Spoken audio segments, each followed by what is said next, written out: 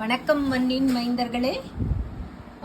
நம்ம பழைய சாதம் செய்கிறோம், பழையது அப்படின்வாங்கள்ல.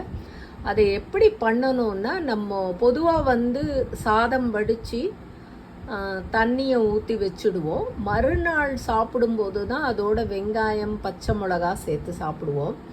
ஆனால் எனக்கு யோகா இதில் யோகா சக்ரா யோகா இதில் சொன்ன விளக்கம் என்னன்னா, முதல் நாள் இரவே முடிஞ்சால் சட்டியில் கூட வச்சுக்கோங்க. இந்த மாதிரி எவ்வளோ சாதம் வேணும்னாலும் அந்த சாதத்தில் தண்ணி உங்களுக்கு ஏற்ற அளவு சேர்த்துக்கிட்டு அதுலேயே வெங்காயம், ஒரு சின்ன வெங்காயம்,